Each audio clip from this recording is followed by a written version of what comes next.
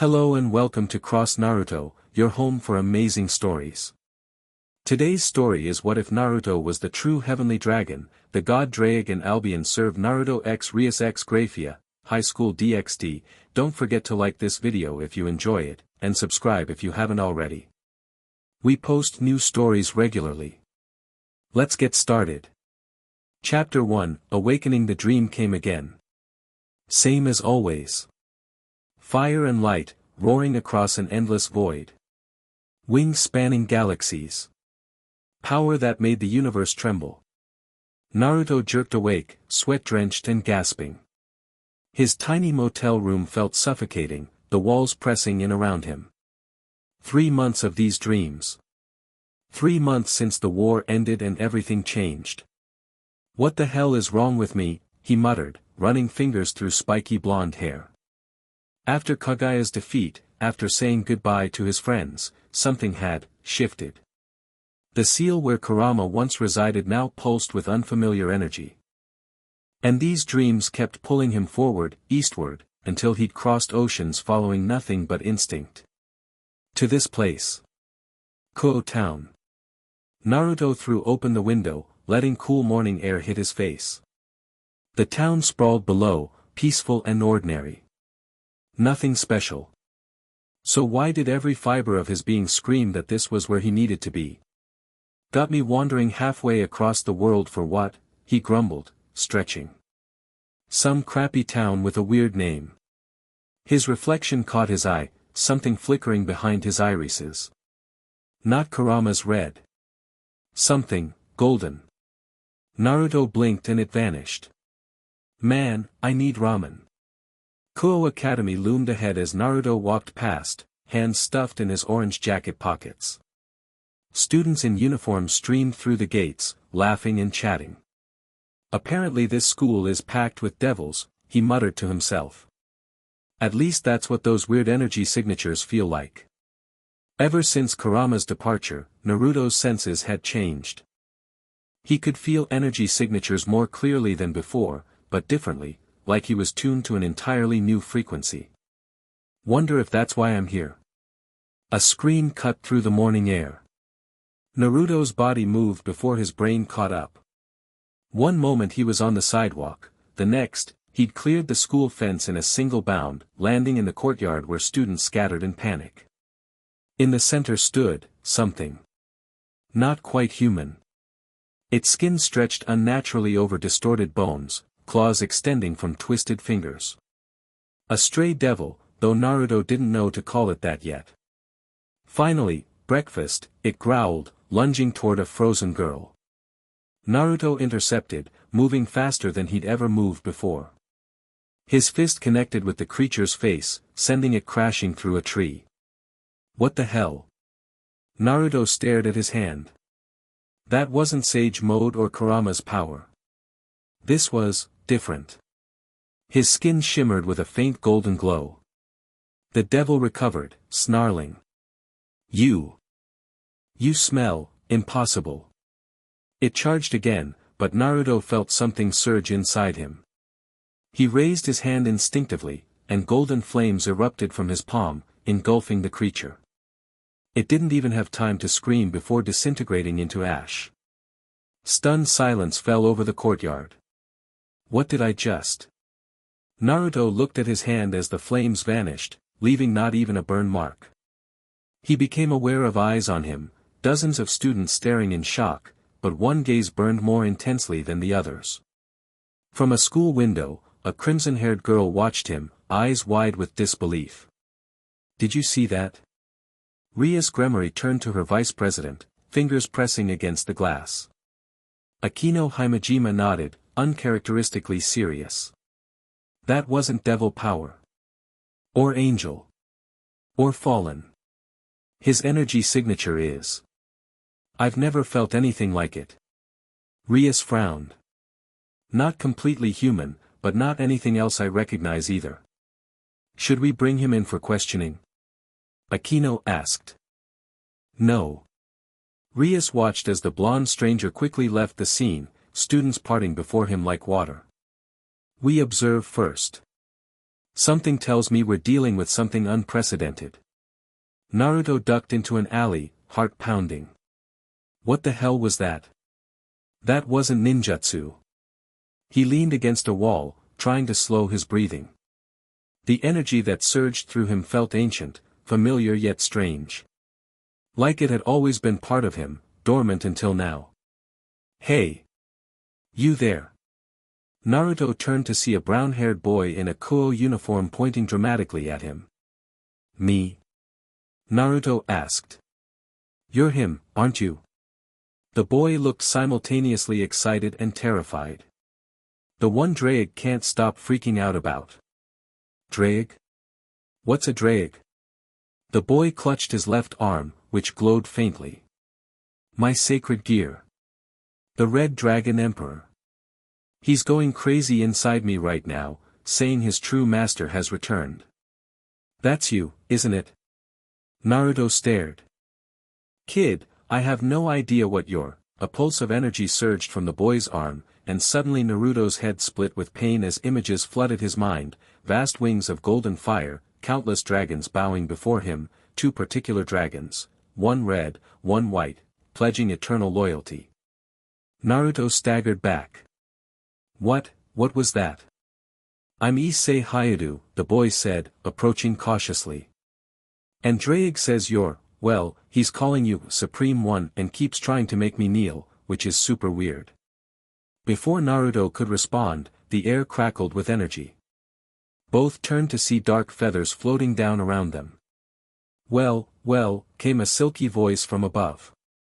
What do we have here? The Red Dragon Emperor and something else entirely. Three figures descended, black wings extended, two women and a man in trench coats. Fallen angels, Issei whispered, tensing. The lead fallen angel, a woman with long black hair, studied Naruto with narrowed eyes. You're not in our records. Not human, not devil, what exactly are you, golden boy? I'm getting really tired of that question, Naruto growled, feeling something stir inside him. Who's asking? Rainier, she smiled coldly. And I think you'll make an excellent research subject for Azazel. She formed a light spear and hurled it directly at Naruto's chest. He didn't dodge. Something told him not to. As the spear touched him, it simply dissolved, the light absorbing into his skin like water into sand. Everyone froze. That's not possible, Rainier whispered, eyes wide. Light spears kill everything except dragons of the highest order, a new voice finished. A magic circle appeared, glowing crimson, and from it stepped a stunning woman with silver hair and a maid outfit that somehow made her look more intimidating, not less. Grayfia Lucifuge, Rainier hissed, immediately backing up. The name meant nothing to Naruto, but something about this woman sent a jolt of recognition through him, not to his mind, but deeper, to whatever was awakening inside him. You three will leave, Grayfia stated, her tone allowing no argument. Now. This isn't devil territory, the male fallen angel challenged. Grayfia's eyes narrowed slightly. The temperature dropped 20 degrees in an instant, frost forming on the alley walls. It wasn't a suggestion. The fallen angels retreated, Rainier casting one last look at Naruto. This isn't over. When they vanished, Grayfia turned her full attention to Naruto. For a brief moment, something flashed in her normally stoic eyes, recognition, wonder, disbelief. You, she whispered, almost inaudibly. Naruto felt it too, a connection, ancient and powerful, like something carved into the fabric of reality itself. Issei broke the moment. Should I go, or? Grayfia composed herself. Issei Hayadu. Return to your master. Tell Rias Gremory that Surzex Lucifer will be paying a visit soon. Matters of grave importance have arisen. Oh okay, Issei said, backing away before turning to Naruto. Ddraig says, he says, welcome back, my lord. Whatever that means. After Issei left, silence fell between Naruto and Grayfia. You don't know what you are, she finally said. Not a question. No idea, Naruto admitted. 3 months ago I was just a ninja who'd lost his tailed beast. Now I'm something else. Your awakening, Grayfia stated. The question is why now, after all this time? Before Naruto could ask what she meant, the air rippled with malicious intent. Both tensed as magic circles, different from Grayfia's, appeared at both ends of the alley. More friends of yours? Naruto asked. No, Grayfia's expression darkened. Devil mercenaries. Specialized in hunting powerful beings. Someone must have sensed your awakening and sent them. 8 figures emerged from the circles, each bearing weapons infused with dark energy. Target confirmed, one said mechanically. Dragon-class entity detected. Extraction protocol authorized. Naruto shifted into a fighting stance. They think I'm a dragon. Because you are, Grayfia said quietly, ice forming around her hands. Or something far greater. The mercenaries attacked in perfect synchronization. 2 launched magic chains that wrapped around Naruto before he could dodge. Energy crackled through the links, designed to paralyze Dragonkin. Instead, Naruto smiled. The chains glowed gold, then shattered. Power surged through him, more instinctual than conscious, knowledge his body remembered even if his mind didn't. Enough of this, he growled, and his voice carried a depth that echoed with something ancient. Golden energy erupted around him in a perfect sphere, expanding outward. Where it touched the mercenaries, they froze, weapons clattering to the ground. What is this? One gasped, struggling against invisible bonds. Dragon sovereignty, Grayfia whispered in awe. The absolute authority of a dragon lord over lesser beings. Naruto stepped forward, golden light rippling across his skin. Who sent you? The mercenaries struggled, but one answered against his will, Lord Rias, he seeks the power of dragons. Tell your master, Naruto said, instinct driving his words, that what he hunts is far beyond his grasp. He made a dismissive gesture, and the mercenaries were flung backward through their magic circles, which snapped closed behind them. As the golden light faded, Naruto staggered slightly. Grayfia moved to steady him, her touch sending a jolt of familiarity through both of them. What's happening to me? Naruto asked, looking at his hands as the glow subsided. Grayfia's normally impassive face showed genuine wonder. You're remembering. The question is, how much? And how quickly? Remembering what? Before she could answer, another crimson magic circle appeared. From it stepped the same red-haired girl Naruto had seen watching from the school window, along with Issei and several other students. Grayfia, the redhead said formally, before her eyes locked onto Naruto with intense curiosity. And you must be our mysterious visitor. Rias Gremory, Grayfia acknowledged with a slight bow. The situation is more complex than we initially believed. So Issei indicated. Rias stepped closer to Naruto, studying him. He claims Ddraig recognized you as his master. Which is impossible, unless... Another pulse of energy surged through Naruto, golden light briefly illuminating his eyes. Rias gasped, stepping back.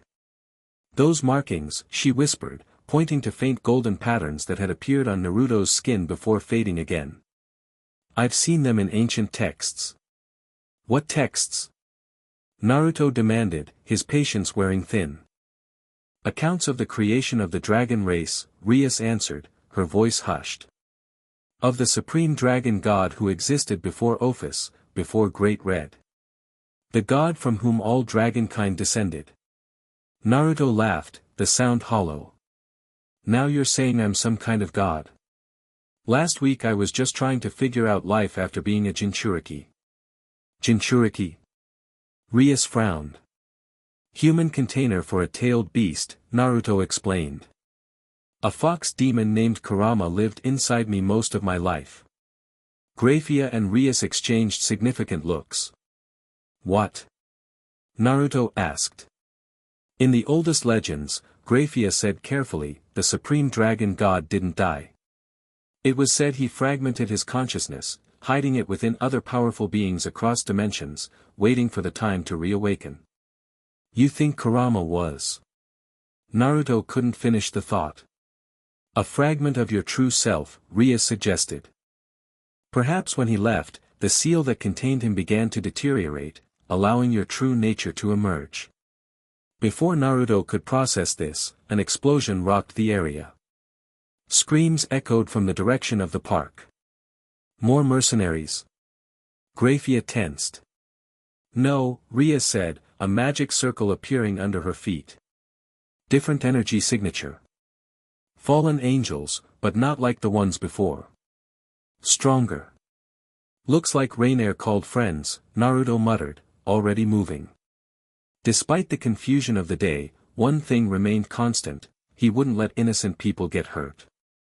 The park had become a battleground. 3 fallen angels, much more powerful than Rainier's group, were systematically destroying everything around them, creating panic. Come out, dragon, one called, a burly man with 4 pairs of black wings.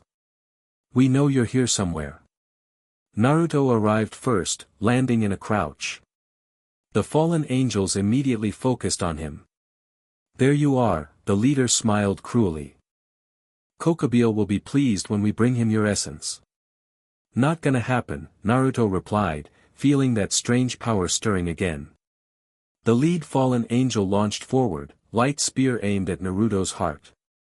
This time, Naruto didn't just stand there, he met the charge head-on, golden energy wreathing his fist as he shattered the light spear and connected with the fallen angel's jaw. The impact sent the angel rocketing backward, crashing through 3 trees before hitting the ground. What the hell? The fallen angel touched his bleeding face in shock. No dragon should be able to counter holy light like that. I'm getting really sick of everyone telling me what I should or shouldn't be able to do, Naruto growled. The other 2 fallen angels attacked simultaneously, dozens of light spears raining down. Naruto moved with impossible speed, dodging most while batting others aside with golden-wreathed hands. Rias and her group arrived, quickly erecting a barrier to protect civilians. He's incredible, Issei muttered, watching Naruto move. Ddraig says this is nothing compared to his true power. The fallen angels regrouped, gathering massive energy for a combined attack. Before they could launch it, Naruto felt something unlock inside him, knowledge of power he'd always possessed but never accessed. Enough, he said, raising his hand. Golden symbols etched themselves in the air around him, forming a complex array. Dragon Imperial Art, Subjugation. The fallen angels froze mid-attack, their wings suddenly bound by golden chains manifested from thin air. They struggled, but the more they fought, the tighter the chains became. Impossible, the leader gasped. This technique was lost eons ago. Apparently not, Naruto replied, surprised at his own actions but going with it. The knowledge had simply been there when he needed it. Grayfia stepped forward, her expression complex as she watched Naruto. You should leave, she told the fallen angels. And tell Kokobile that his ambitions are futile. The balance has shifted. With a gesture from Naruto, the chains dissolved. The fallen angels retreated immediately, casting fearful glances back. As the golden energy faded, Naruto felt exhaustion hit him like a truck. He staggered, and this time it was Rias who caught him, her eyes wide with wonder. You're really him, she whispered. The dragon god. I don't know what I am anymore, Naruto admitted, suddenly aware of how close she was, her crimson hair brushing his cheek.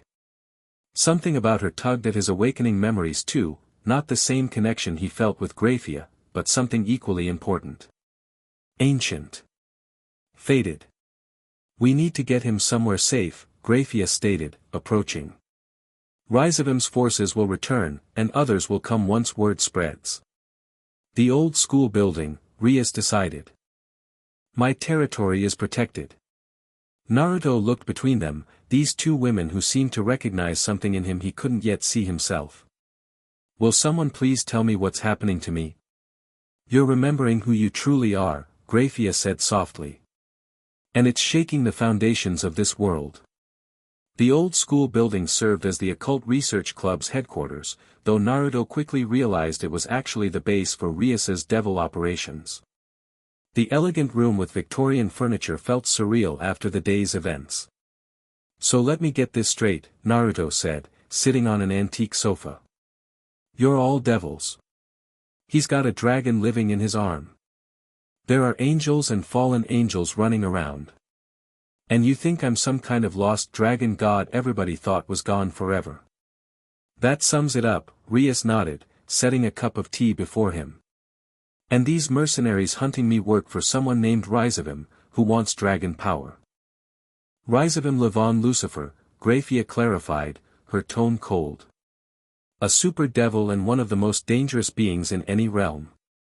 If he's taking an interest in you, the situation is dire indeed." Naruto rubbed his temples. "A week ago I was just trying to figure out what to do with my life after the war. Now this. War?" Akino asked. "The Fourth Shinobi World War," Naruto explained, then noted their blank expressions. "Different dimension, I guess. Long story short, we fought a goddess, I lost my tailed beast partner, and then started having weird dreams that led me here. The dimensions are realigning," Grayfia stated thoughtfully. "Your return was prophesied, but the timing, something must have triggered it. The question is," Rias leaned forward, "how much do you remember of your previous existence?" Naruto closed his eyes, searching inward. Where Kurama once dwelled, something else now stirred, vast and ancient, with memories stretching back to the beginning of time itself. "Fragments," he admitted. "When I fight, knowledge comes to me. Techniques I never learned. Names I shouldn't know." He looked at Grayfia. "Connections I don't understand." A faint color touched Grayfia's pale cheeks before she composed herself. "The Lucifuge clan has always had a special relationship with dragonkind." "Special how?" Naruto asked. Before she could answer, Issei burst into the room. "Guys! We've got company. And not the friendly kind." They rushed outside to find the school grounds surrounded by magic circles, dozens of them, bearing unfamiliar crests. "Mercenary devils," Rias frowned. "Different clans from the ones before." "Word travels fast," Grayfia noted grimly. The circles activated, disgorging at least 50 armed devils. At their center stood a tall, aristocratic man with silver hair and a malicious smile. "That's not Rias," Grayfia said, tension in her voice. "But one of his lieutenants, Euclid." "Lady Gremory, Lady Lucifuge," the man called out mockingly. "Step aside. Our business is with the dragon." "He's under my protection," Rias declared, crimson energy gathering around her. "And mine," Grayfia added, the temperature dropping sharply. Euclid laughed. "Noble, but futile. Lord Rias suspected what this creature might be. If he's truly the dragon god of old, well, such power cannot be allowed to fully awaken." Naruto stepped forward, golden energy beginning to shimmer around him again. Despite his exhaustion, something primal was rising inside him, a rage at being hunted, at being treated like a prize to be claimed. "I'm getting really tired," he said quietly, "of people talking about me like I'm not standing right here." The mercenaries tensed, weapons ready. "You have two choices," Euclid stated coldly. "Surrender and come with us for extraction, or watch as we destroy everything and everyone around you before taking you anyway. How about a third option?" Naruto's eyes blazed golden. "You leave now, while you still can." Euclid smirked. Brave words from someone who doesn't even know what he is yet. He raised his hand, and the mercenaries charged forward. Rias and her peerage moved to intercept, power flaring. Grayfia stepped forward, ice erupting across the battlefield, freezing several attackers in their tracks. But there were too many, coordinating too well. They'd clearly come prepared for resistance. Naruto felt something snap inside him as he watched Rias take a hit intended for him, as he saw Grayfia surrounded by opponents. These people, who'd shown him nothing but kindness despite his strangeness, were fighting his battle. Enough. The word echoed with power that transcended language. Golden light erupted from Naruto, not just energy now but actual flames that consumed nothing they touched. The ground beneath him cracked as ancient symbols etched themselves into the earth, spreading outward in a complex array. The mercenaries froze, weapons dropping from nerveless fingers as overwhelming pressure forced them to their knees. Even Euclid staggered, his confident expression replaced by shock. "What is this?" he gasped. "Dragon sovereign territory," Grayfia whispered in awe. "The absolute domain of a dragon god." Naruto stepped forward, each footfall leaving golden imprints that smoldered in the earth. His appearance was changing, subtle but undeniable. His whisker marks had transformed into fine golden scales. His eyes blazed with slit pupils surrounded by golden light. And behind him, the ghostly image of massive wings flickered in and out of visibility. "You come to my territory," Naruto's voice resonated with ancient power, "threaten those under my protection, and expect me to surrender?" He reached Euclid, who struggled against the invisible force holding him down. "Impossible," Euclid hissed. "Your awakening shouldn't be this advanced yet." "Yeah, I get that a lot," Naruto replied, placing a hand on Euclid's forehead. Golden light flowed between them, and Euclid screamed, not in pain, but in terror of what he saw. When Naruto removed his hand, Euclid collapsed, trembling. "Go back to Rizavim," Naruto commanded. "Tell him what you saw. Tell him what's coming for him if he continues this hunt." The golden array pulsed once, and all the mercenaries vanished, transported away by Naruto's power. As the light faded, Naruto swayed on his feet. This time, both Rias and Grayfia moved to support him, one on each side. "That was..." Rias began. "Magnificent," Grayfia finished, her stoic mask slipping to reveal genuine amazement. Naruto looked between them, feeling the strange connection strengthening. "I still don't understand what's happening to me," he admitted. "But I know one thing, I won't let anyone hurt the people I care about. That's always been my way, God or not."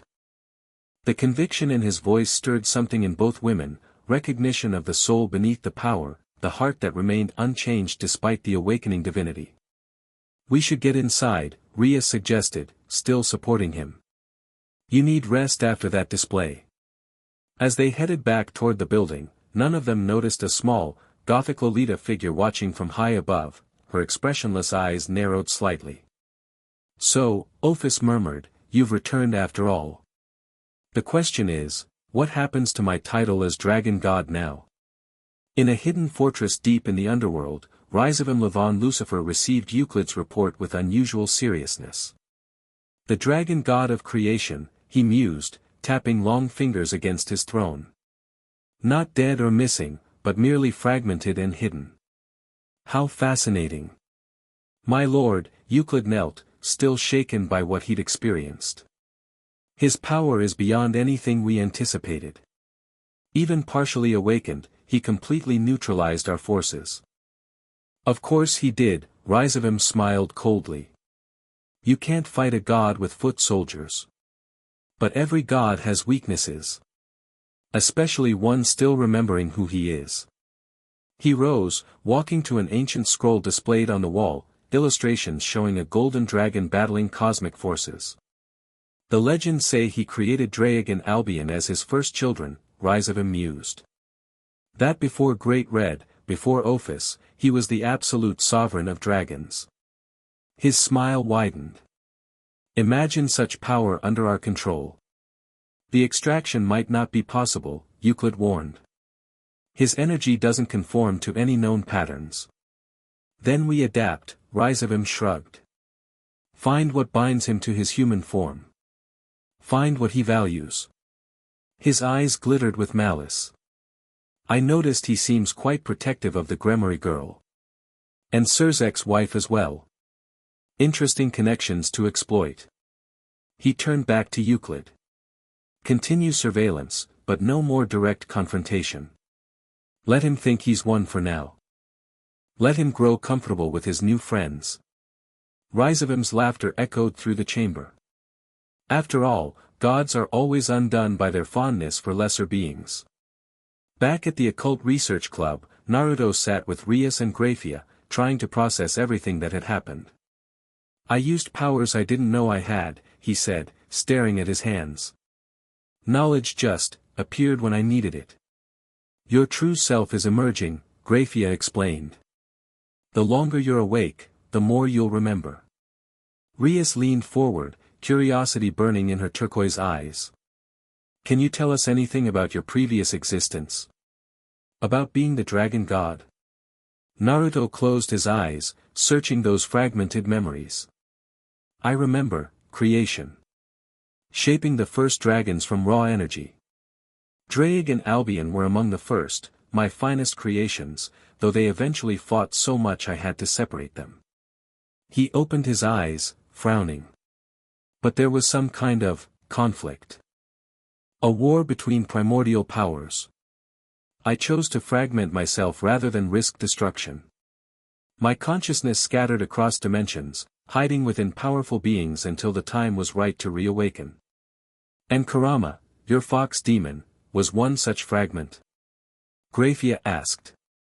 I think so, Naruto nodded. When he left after the war, it must have triggered the process. But why now? Why this world? Because this is where it began, Rias suggested. The birthplace of dragonkind. Grayfia studied Naruto with intensity that made him slightly uncomfortable. There's something else. The Lucifuge clan has ancient texts speaking of a covenant between our founder and the dragon god. A pact of service and protection. That would explain the connection I feel with you, Naruto admitted, causing Grayfia to momentarily lose her composure. And what about me? Rias asked, a hint of something like jealousy in her voice. I feel it too, like we've met before, somewhere beyond memory. Naruto turned to her, golden light briefly flickering in his eyes. The Gremory line, there's something there too. Different, but equally strong. Before they could explore this further, the door opened and a tall, crimson-haired man entered, bearing such a resemblance to Rias that he could only be related. Surzex, Grayfia acknowledged, immediately standing straighter. So it's true, Surzex Lucifer said, his eyes fixed on Naruto with wonder and caution. The dragon god returns. Naruto stood, something instinctual prompting the gesture of respect. You're Rias's brother. And one of the 4 Satans who rule the underworld, Surzex confirmed. News of your display has spread quickly. The factions are in an uproar. I didn't ask for any of this, Naruto said honestly. Surzex smiled slightly. Few who wield great power ever do. He stepped closer, studying Naruto with intense eyes. The question is what you intend to do with it, now that you're awakening. I don't know yet, Naruto admitted. I'm still figuring out who, or what, I really am. A dangerous time, Surzex noted. For you and for all realms. There are many who will try to influence or control you while your power remains unstable. Like Rysavim, Grayfia supplied. Among others, Surzex nodded grimly. The angels will soon notice, if they haven't already. Ophis and Great Red will certainly take interest. The balance of power that has existed for eons is about to shift dramatically. Naruto felt the weight of countless expectations settling on his shoulders, not unlike when he'd been the child of prophecy back home, but on a cosmic scale. I didn't come here looking for power or to upset any balance, he said firmly. I just followed what felt right. Instinct guiding you home, Surzex suggested. Regardless, you'll need protection while you continue to awaken, and training to control these emerging abilities. I'll help, Rias volunteered immediately, stepping closer to Naruto. As will I, Grayfia added, earning a curious glance from Surzex. The Satan studied the subtle dynamics between the 3, a thoughtful expression crossing his face. Interesting, he murmured, before addressing Naruto directly. For now, I suggest you remain with Rias. Her territory is well protected, and between her peerage and Grayfia's occasional supervision, you should be relatively safe. And what about Rizavim? Naruto asked. I'll increase patrols and alert our intelligence networks, Surzex assured him. Though I suspect he'll be more cautious after today's demonstration. As they discussed logistics, Naruto found his attention drawn repeatedly to Rias and Grayfia, the strange connections he felt with both of them growing stronger by the hour. Something ancient and powerful pulled him toward them, beyond simple attraction or compatibility. It was as though fate itself had intertwined their existences long ago, and was only now bringing that connection back to light. That night, Naruto stood on the roof of the old school building, staring up at the stars. They looked different here than in his world, yet somehow more familiar to his awakening memories. Couldn't sleep? Rias asked, joining him. Too much to process, he admitted. One day I'm just Naruto Uzumaki, trying to figure out life after being a ninja. The next I'm supposedly some ancient dragon god with powers I don't understand. Rias stood beside him, her crimson hair dancing in the gentle breeze. Change can be overwhelming, especially when it involves your very identity. You sound like you speak from experience. She smiled softly. Being born a Gremory carries expectations. Though nothing like yours, admittedly. They stood in comfortable silence for a moment before Naruto asked, what do you know about these connections I feel? With you and Grayfia? Rias's cheeks colored slightly. There are legends, about the dragon god's closest companions. 2 women who stood beside him, one as his guardian, one as his heart's keeper. Sounds poetic. Ancient texts often are, she replied. The Lucifuge line was said to be descended from the guardian. As for the other. She hesitated.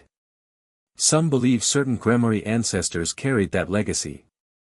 Naruto turned to her, suddenly very aware of how the moonlight played across her features. So what you're saying is, these feelings might not just be about me finding you incredibly attractive. Rias's blush deepened, but she held his gaze. Perhaps both can be true. Before Naruto could respond, he sensed another presence. Turning, he found Grayfia standing by the roof access door, watching them with an unreadable expression. I apologize for interrupting, she said formally. You're not, Naruto replied instantly, that strange connection flaring again. Actually, we were just talking about you. About the ancient connections, Rias clarified. Between our lineages and, what Naruto once was. Grayfia approached, her silver hair gleaming like mercury in the moonlight. The records are incomplete, but yes, there were special bonds. The dragon god did not rule alone, despite his power.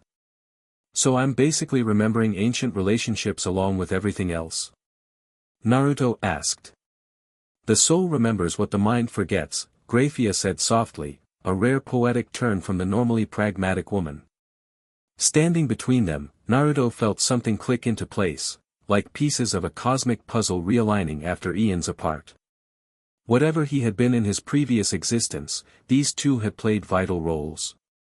I may not remember everything yet, he said, looking between them, but I know this feels right. Being here, with both of you. The 3 stood together under the stars, none quite ready to define the complex emotions stirring between them, yet all recognizing that something profound had been set in motion. A new chapter was beginning, not just for Naruto's awakening identity, but for all 3 of them, bound together by threads woven before time itself had taken its current form. In the distance, unseen, a single black feather floated on the breeze, a silent promise that the peace of this moment would not last for long. Chapter 2, Legacy. So this is the underworld, Naruto muttered, stepping through the massive glowing portal. Not exactly the fire and brimstone I expected. The landscape before him looked like Earth, if Earth decided to crank the saturation to 11. Purple skies stretched over crimson forests. Crystalline structures rose in the distance like alien skyscrapers. Everything felt vaguely familiar yet completely foreign. What were you expecting? Pitchforks and torture chambers? Rias asked, smiling as she emerged beside him. Hey, where I'm from, underworld usually means bad news. Grayfia stepped through last, the portal closing behind her. This is just one region, Gremory territory. Other areas match your more traditional expectations. 3 days had passed since Naruto's confrontation with Euclid. 3 days of increasingly vivid dreams and random power surges as more memories surfaced. Coming to the underworld hadn't been his idea, but after a second wave of mercenaries targeted the school, Surzex had insisted. Safer to have you where we can better protect you, Rias had explained. Though Naruto suspected the devils also wanted to keep an eye on him. Hard to blame them when a forgotten deity was suddenly waking up in their backyard. The castle is this way, Rias pointed toward an enormous structure that somehow blended Gothic architecture with elements that defied Earth physics.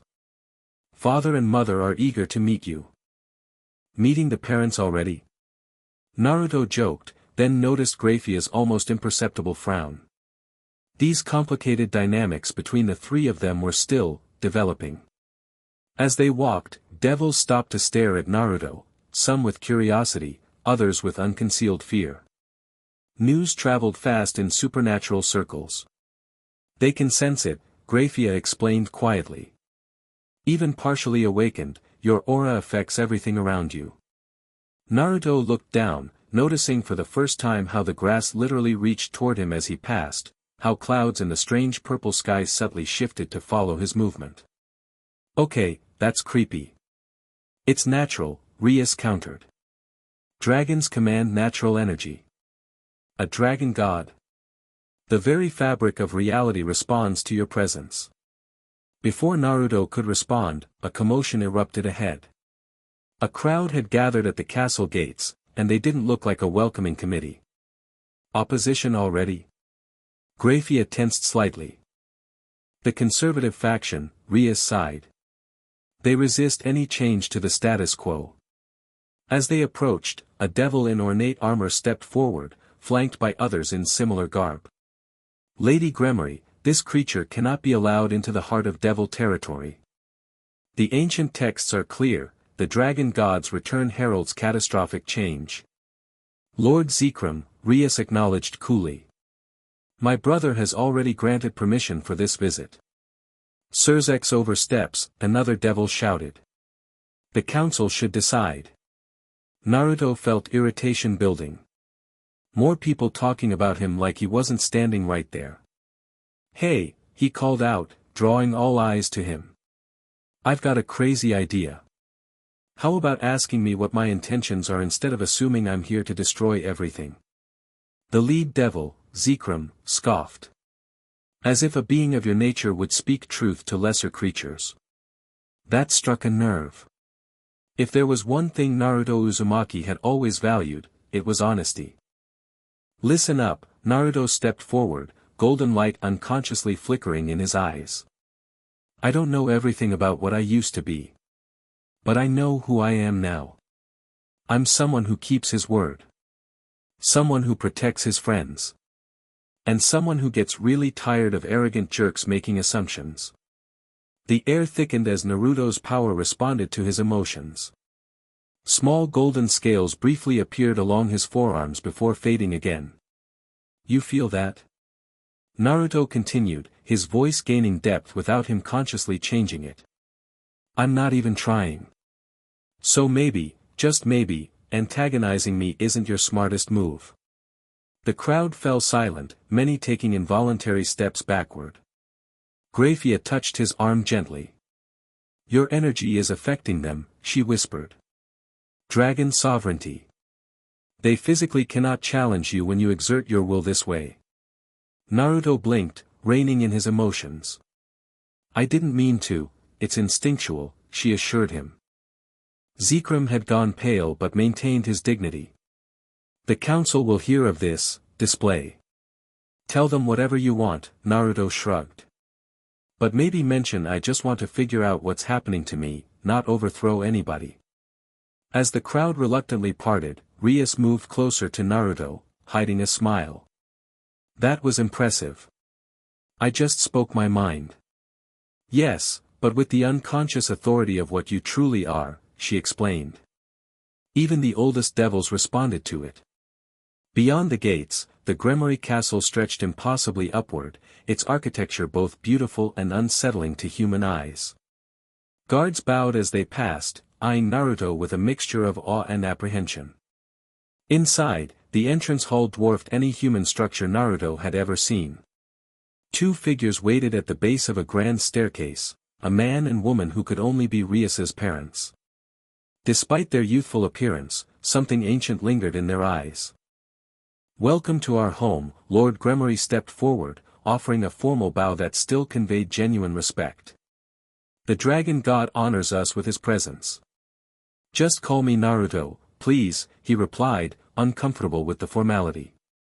Still getting used to the whole god thing. Lady Gremory studied him with eyes identical to her daughter's. "Fascinating. You truly don't remember everything yet, do you?" "Bits and pieces. More every day, but—" Naruto trailed off, suddenly distracted by a massive painting on the far wall. It depicted a golden dragon with multiple wings, surrounded by other dragons in various poses of reverence. "You recognize it," Lady Gremory observed. Naruto approached the painting, drawn by an undeniable pull. "This was me." "According to ancient texts, yes," Lord Gremory confirmed. "This artwork dates back nearly 10,000 years, one of the oldest surviving depictions." Naruto stared at the image, feeling both connected to and alienated from it simultaneously. The golden dragon radiated power beyond comprehension, yet something in its eyes, a certain sadness, a certain isolation, felt achingly familiar. "We have prepared chambers for you," Lady Gremory said, breaking the moment. "And our libraries are at your disposal. Perhaps the ancient texts might help trigger more memories." Rias stepped closer to Naruto, something protective in her stance. "Mother, father, he needs time to adjust, not more pressure." "Of course," Lord Gremory nodded. "But time may be a luxury none of us have. Word of your awakening spreads, Naruto. More will come seeking either your power or your destruction." "Story of my life," Naruto sighed. "Different world, same problems." The Gremory library rivaled small cities in size, with sections that seemed to defy conventional physics, shelves that continued into infinity, books that hovered in midair, scrolls that changed languages as you read them. Naruto sat surrounded by ancient texts, most written in languages he shouldn't understand but somehow could. Rias worked across from him, occasionally stealing glances when she thought he wasn't looking. "Find anything interesting?" she asked, breaking hours of comfortable silence. "Besides the fact that I apparently created the first dragons from my own essence. Or that I once reshaped entire constellations because I thought they looked aesthetically displeasing." Naruto rubbed his temples. "It's like reading about someone else's life. Is none of it familiar?" "Some parts," he admitted. "When I read about creating Ddraig and Albion, I got flashes, memories of shaping them, teaching them. They were like my first children." Rias set her book aside, leaning forward. "What about the other parts? About your companions?" Naruto's gaze lifted to meet hers. They both knew what she was really asking. "There are references to two beings who stood beside the dragon god," he said carefully. "One called the Guardian, one called the Heartbearer. But the texts are frustratingly vague about who they were." Rias nodded, a hint of disappointment in her eyes. Ancient writers often obscured important details, fearing the knowledge might be misused. Before Naruto could respond, the library doors opened. Grayfia entered, her usual maid uniform replaced by more formal attire, a dark dress that accentuated her silver hair and pale skin. "The council has convened an emergency session," she announced. "They're demanding Naruto appear before them." "They're demanding?" Rias frowned. "On what authority?" "Their words, not mine," Grayfia clarified. "Surzex advised compliance, if only to prevent further unrest." Naruto stood, stretching after hours of reading. More politics. Great. Devil politics are complicated, Grayfia warned. The factions will try to determine where you stand, or how to use you. Not my first rodeo with manipulative leadership, Naruto shrugged. Back home, I dealt with the Council of Elders for years. He paused, noticing both women studying him intently. What? Your appearance is changing again, Rias explained. Naruto caught his reflection in a nearby glass case. She was right. His whisker marks had become more defined, almost scale-like. His blue eyes now held permanent flecks of gold around the pupils. Even his blonde hair seemed to catch light differently, shimmering with an inner glow. Does it look bad? He asked, genuinely concerned. The question broke the tension, drawing surprised laughs from both women. Only you would worry about aesthetics while transforming into a deity, Grayfia remarked, a rare smile softening her features. Hey, a guy's got to maintain his standards, Naruto grinned. As they prepared to leave, Naruto caught Grayfia studying one of the open books on the table, specifically, a passage about the guardian of the dragon god. Find something? He asked. Grayfia closed the book quickly. Nothing definitive. We should go, the council doesn't appreciate being kept waiting. Naruto sensed she was withholding something but decided not to press. These connections between them were still too delicate, too undefined. The Devil Council chamber resembled an amphitheater carved from black stone that seemed to absorb light. 72 seats arranged in concentric circles, most filled with devils of varying ages and appearances. At the center, a raised dais where 4 ornate thrones stood, 3 occupied, 1 empty. The 4 Satans, Rias whispered as they entered. Surzex Lucifer, my brother. Seraphol Leviathan. Ajuka Beelzebub. Falbium Asmodeus is absent, as usual. All conversation ceased as Naruto walked in, flanked by Rias and Grayfia. Power radiated from him unconsciously now, his body adapting more to his awakening nature with each passing hour. Surzex stood, silencing the murmurs with a raised hand. Members of the council, I present our guest, Naruto Uzumaki, who bears within him the awakening essence of the supreme dragon god. Alleged dragon god, someone called out. We have only theories and ancient texts. And the testimony of the Red Dragon Emperor, another countered. Ddraig himself has confirmed it. Naruto stepped forward, addressing the assembly directly. Look, I get your concerns. Until a week ago, I didn't know any of this either. I'm still figuring it out myself. Convenient, a stern-faced devil in military regalia scoffed. A god who doesn't remember being a god. What proof would satisfy you? Naruto challenged. Because I'm getting tired of people questioning what I am when I've done nothing threatening. Nothing threatening. Zekrom stood from his seat. Your mere existence threatens the balance that has maintained peace for millennia. If you truly are the dragon god, then Ophis and Great Red will react as they choose, Surzex interrupted smoothly. But antagonizing our guest serves no one's interests. A new voice joined the conversation, a young man with blue-green eyes who had been observing silently from the Satan's platform. Perhaps a demonstration would clarify matters. Ajuka, Surzex acknowledged with slight wariness. The Satan Beelzebub descended to the council floor, approaching Naruto with scientific curiosity. I've studied draconic energy extensively. If you would permit me. Naruto shrugged. Sure, why not? Ajuka produced a small device that expanded into a complex array of glowing symbols. This analyzer identifies energy signatures across all known types. Devil, angel, yokai, dragon, each has distinct patterns. He activated the device, which immediately bathed Naruto in pale blue light. The symbols began spinning rapidly, then faster, then blurred into incomprehensible streams. Smoke rose from the device as its components strained beyond capacity. Ajuka's eyes widened as the analyzer suddenly cracked, then shattered completely, fragments dissolving into nothing. Impossible, he whispered, genuine or replacing scientific detachment.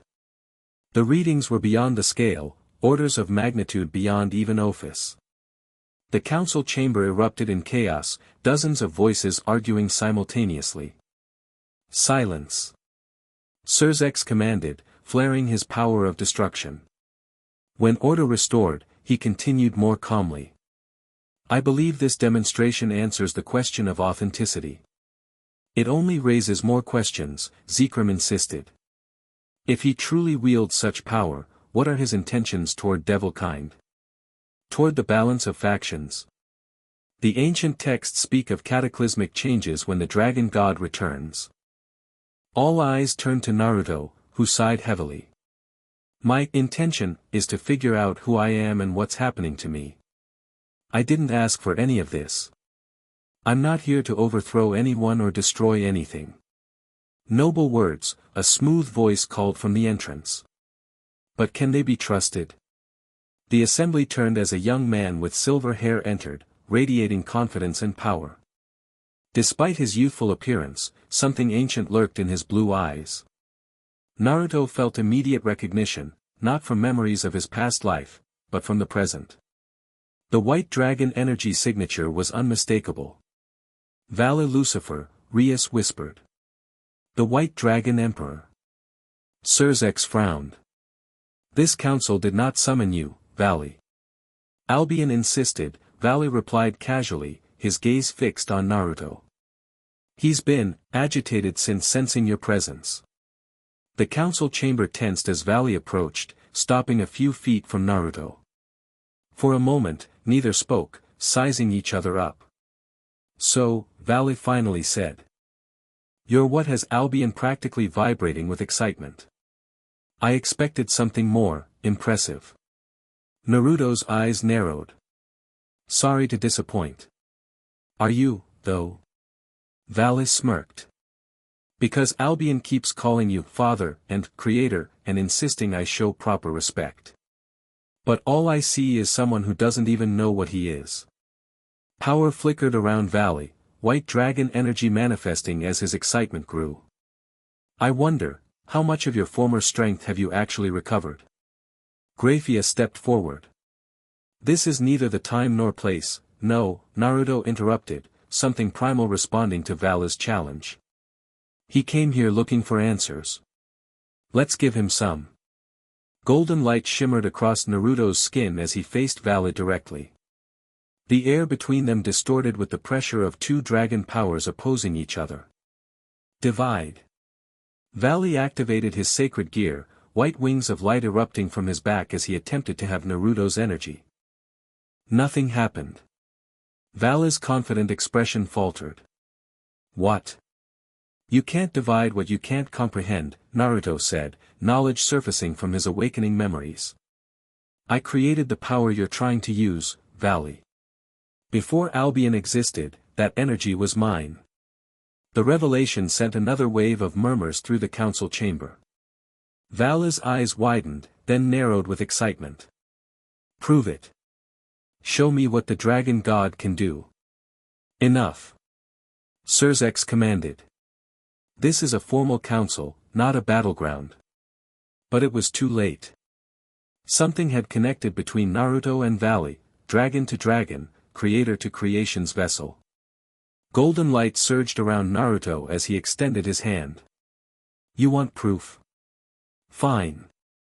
The air rippled as Naruto exerted his will, not against Valley himself but toward the sacred gear within him. The response was immediate. Valley's white wings pulsed once, then separated from his back, materializing into a translucent dragon form that hovered beside him. Albion? Valley gasped in shock. How? The spectral white dragon immediately bowed its head toward Naruto. My creator, it acknowledged, its voice reverberating through the chamber. After eons, you return to us. The council watched in stunned silence.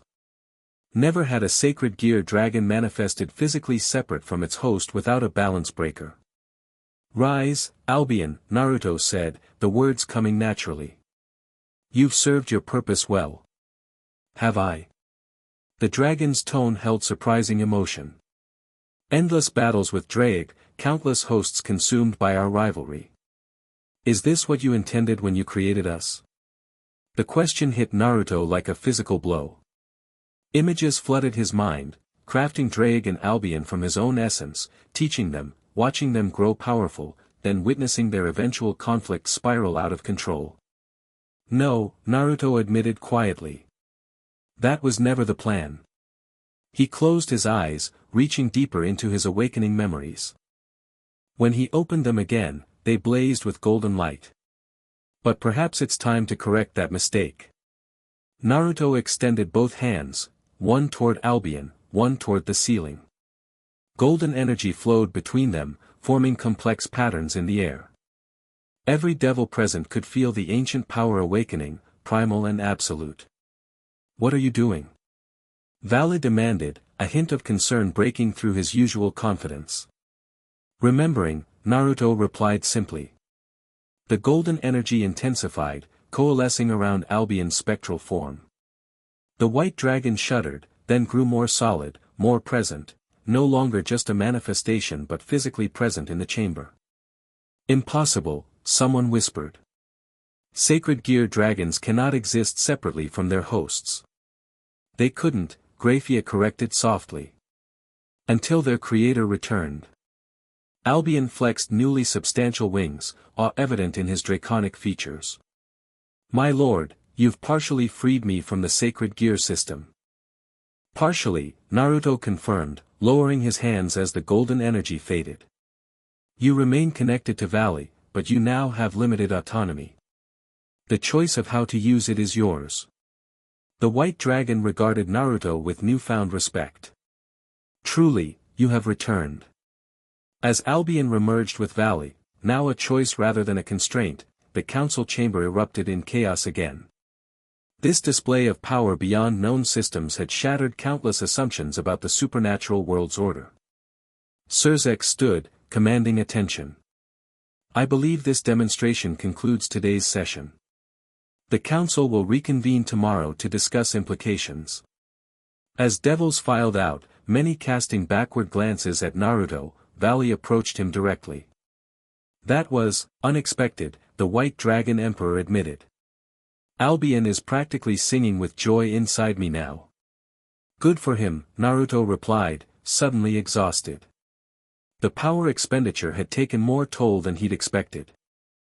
Valle studied him with new interest. You're still awakening. Not at full strength. Not even close, Naruto acknowledged.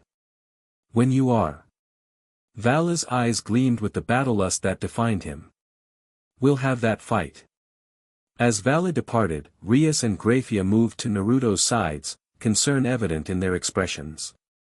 That was reckless, Grayfia admonished, though her tone held more worry than anger. But impressive, Rias added, something like pride in her voice. Naruto leaned against them slightly, grateful for their support. I didn't know I could do that until I did it. It's like, my body remembers even when my mind doesn't. Your awakening accelerates, Ddraig noted, approaching with a juka beside him. That display will have consequences, both supporters and opponents will move more quickly now. Let them come, Naruto said, straightening. I'm tired of being reactive. Time to start figuring out who I really am, on my terms. Later that evening, Naruto stood on a balcony overlooking the Gremory estate, watching strange constellations move across the purple underworld sky. Each star configuration tugged at his memory. Had he shaped some of these himself, eons ago? Mind if I join you? Rias asked, stepping through the doorway. Please do, Naruto welcomed her with a smile. Could use the company. She moved beside him, close enough that her arm brushed his. Today was eventful. That's one word for it. He gazed upward again. Those stars look familiar. Did I? According to the texts, yes, Rias confirmed. The oldest constellations were arranged by the dragon god as a gift to the first sentient races. Wild, Naruto shook his head. Back home, I was just a kid with a demon fox inside him, trying to get people to acknowledge me. Now I'm supposedly responsible for stars and dragons and who knows what else. Does it frighten you? Rias asked gently.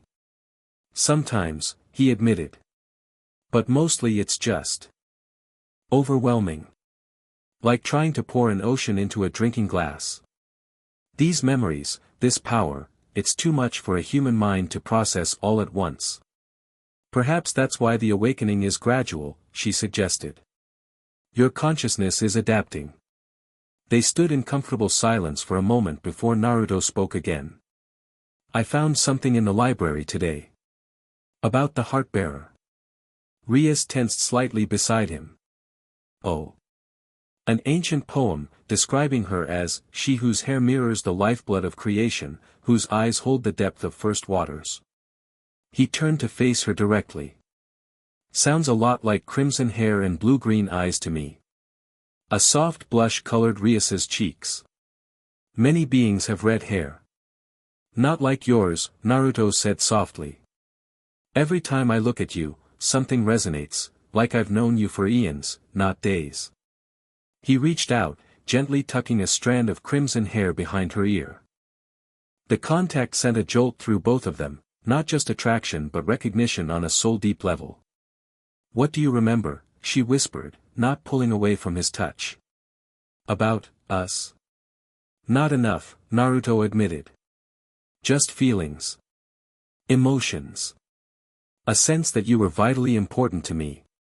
That your presence made even a god feel less alone. The atmosphere between them intensified, years of connection compressed into days by their awakening bond.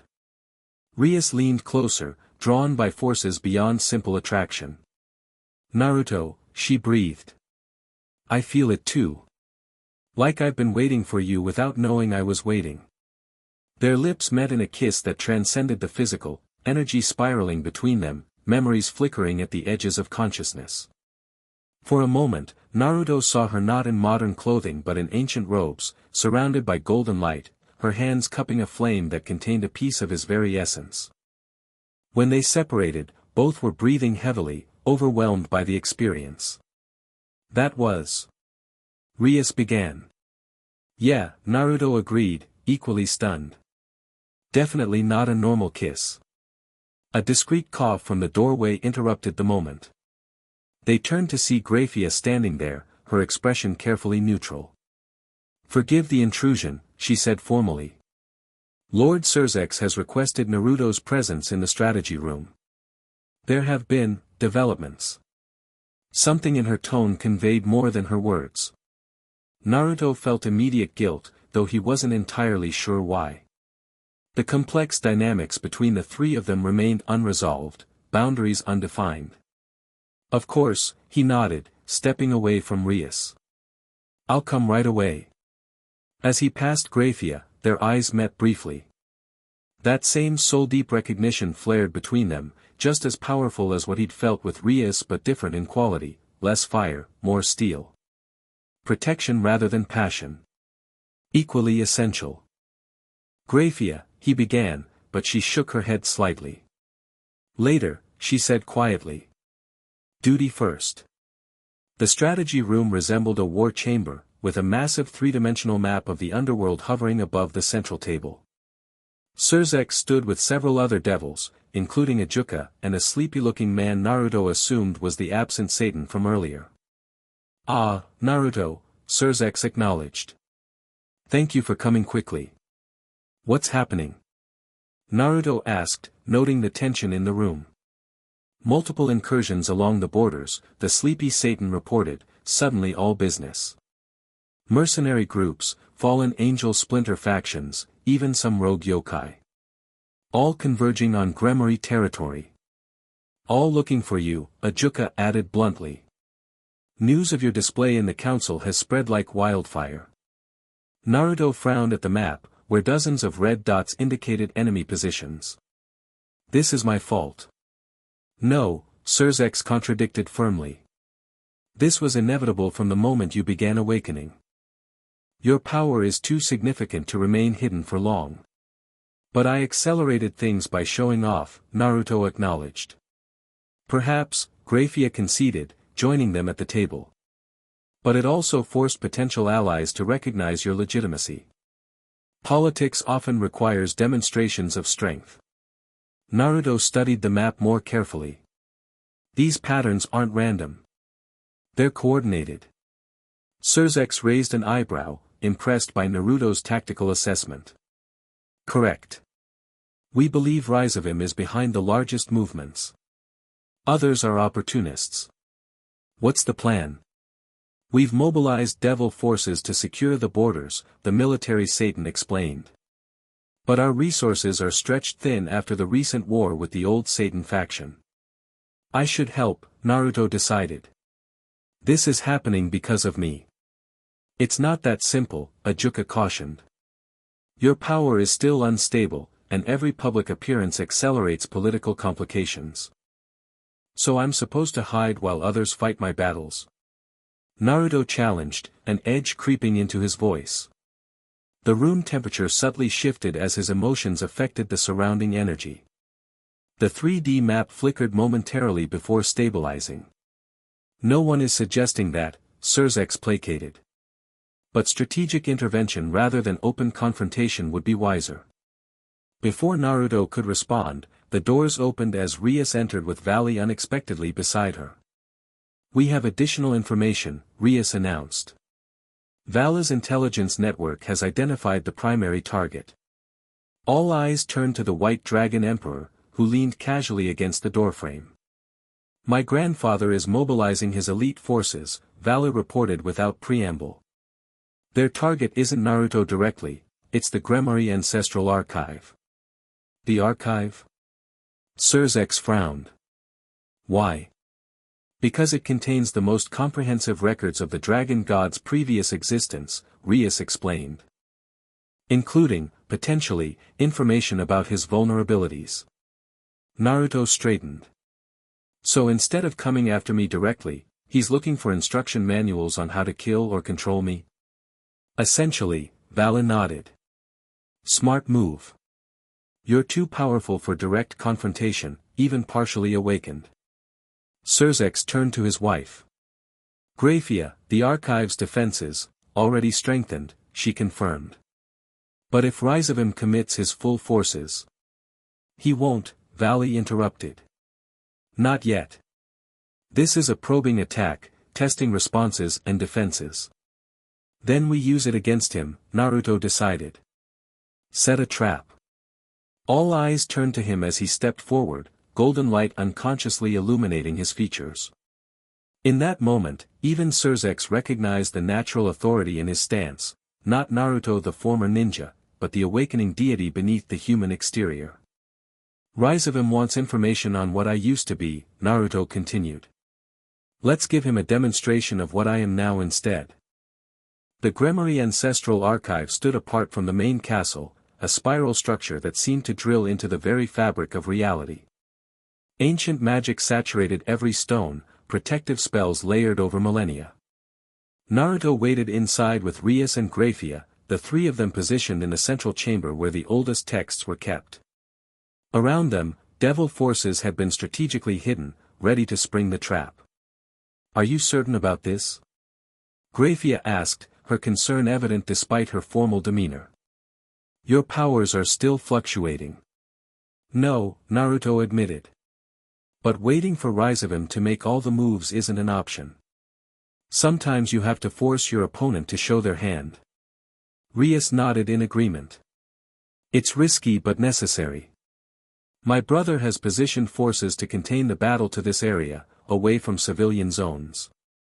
As they waited, Naruto found himself studying both women, the complex emotions they stirred in him growing stronger by the hour.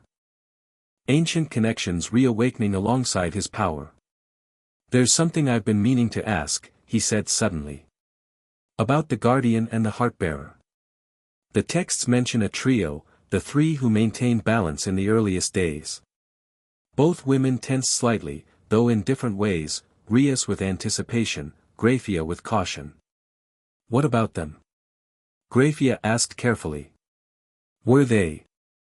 I mean, what exactly was their relationship to the dragon god? To me?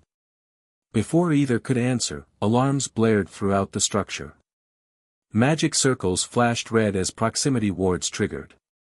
"They're here," Rias said, rising to her feet. Earlier than expected. Explosions rocked the archive's outer defenses. Through their communication channels, they heard reports of coordinated attacks breaching the first barrier layers. Multiple teleportation circles detected, someone reported. "They're bypassing the sequential defenses somehow." Grayfia's eyes narrowed. "Impossible unless they have inside information." "Or someone on the inside," Naruto suggested grimly. The implication hung heavily in the air, a traitor among the devil ranks. Before they could pursue that thought, the archive doors blasted inward. Through the smoke and debris stepped a figure Naruto recognized from the mercenary attack at Koho Academy, Euclid, Raizavim's lieutenant. Well, Euclid smiled coldly. "The trap becomes the trapped. Did you really think Lord Raizavim wouldn't anticipate your little ambush?" Behind him poured dozens of elite fighters, a mixture of devils, fallen angels, and what appeared to be artificially created sacred gear users. "Where's your boss?" Naruto asked, stepping forward. "Too scared to show up himself." "Lord Raizavim doesn't waste time on preliminary encounters," Euclid replied dismissively. "This is merely data collection." The attackers spread throughout the chamber, cutting off escape routes. Naruto sensed devil reinforcements being engaged elsewhere. The trap had indeed been reversed. "So what now?" Naruto asked, golden energy beginning to shimmer around his form. "You try to capture me? Study me? Good luck with that." Euclid laughed. "Capture you? No. You misunderstand our purpose today." He gestured to his forces, who began planting devices around the archive chamber. "We're here for information, and to test certain theories." One of the devices activated, projecting a field of energy that looked disturbingly familiar to Naruto, similar to the containment seals used for tailed beasts in his home world. "Interesting, isn't it?" Euclid noted, seeing Naruto's recognition. "We've been studying dimensional barriers, particularly those designed to contain massive energy beings. Your friend Kurama provided excellent reference material." Naruto froze. "How do you know about Kurama?" "Lord Raizavim's research is thorough," Euclid smirked. "Once we identified your dimensional origin, accessing information about its power structures was simple enough." The Nine Tails. The Sage of Six Paths. Fascinating systems, really. Rage bubbled inside Naruto. The idea that Raizavim had somehow observed or interfered with his home dimension, had knowledge about Kurama and possibly his friends. Golden flames erupted across Naruto's skin as his control slipped. The archive trembled, ancient texts rattling on their shelves as his power surged. "Naruto," Grayfia warned, sensing the dangerous spike in his energy. "This is what they want, to test your limits, your triggers." "Listen to her," Euclid taunted. "Unless you want to bring this entire structure down around us. Including these irreplaceable records of your former existence." The mercenaries had completed their device placements, forming a containment array around the chamber. At Euclid's signal, they activated simultaneously. Energy fields sprang up, intersecting in complex patterns designed to contain draconic power. Naruto felt the pressure immediately, not painful but restrictive, like trying to breathe underwater. "A modified dragon-slaying field," Euclid explained proudly. "Designed specifically based on the ancient text's descriptions of your energy signature." Rias moved closer to Naruto, crimson destruction power gathering around her hands. "This won't hold him." "It doesn't need to," Euclid replied. "Just long enough to gather data on how his awakening form responds to constraint." Naruto closed his eyes, pushing against the restrictive field. It was strong, far stronger than it should have been. Someone had provided very specific information about dragon deity physiology. "The traitor must be high-ranking," Grayfia murmured, coming to the same conclusion. "To have access to such classified knowledge." Euclid laughed. "Traitor? how naive. Some simply recognize which way the cosmic winds are blowing. The old order fades, a new one rises. He gestured around the chamber. History repeats itself. Did you never wonder why the dragon god fragmented in the first place? The question struck Naruto like a physical blow. Why had he chosen to fragment his consciousness? The ancient text spoke of a cosmic conflict, but details were frustratingly vague. Because he was betrayed, Euclid continued, circling them like a predator. By those closest to him. By those he trusted most. Lies, Grayfia said firmly, but uncertainty flickered in her eyes. Is it? Euclid raised an eyebrow. Ask yourself this, strongest queen, why do the Lucifuge texts contain so many specific details about dragon god physiology? Why does your family bear his mark in your very blood? Grayfia tensed, her usual composure cracking slightly. What are you implying? Only that history records the guardian as the one who provided the means to bind the dragon god, Euclid smiled cruelly. Your ancestors, Lady Lucifuge. The revelation hit like a thunderbolt. Naruto looked at Grayfia, whose face had gone deathly pale. Is that true? He asked quietly. I don't. Grayfia faltered, genuine confusion in her eyes. The family records say we were bound to protect, not to betray. Half-truths, passed down through generations, Euclid shrugged. The victors write history. While they were distracted by this psychological warfare, the containment field had been steadily increasing in strength. Naruto felt his power being actively suppressed now, the golden energy around him flickering weakly. Enough. Rias stepped forward, her power of destruction swirling dangerously. Whatever happened eons ago doesn't matter now. We stand with Naruto in the present. Noble sentiment, Euclid mocked. But ultimately irrelevant. He signaled to his forces, who activated the second phase of their devices. The containment field constricted sharply, forcing Naruto to his knees as dragon-slaying magic pulsed through the barriers. Naruto. Rias moved to help him but was blocked by mercenaries. Grayfia launched ice spears at the nearest devices, but they were well protected against conventional attacks. It's pointless, Euclid informed them. These containment fields are based on the original seals used against the dragon god. They'll hold long enough for our purpose.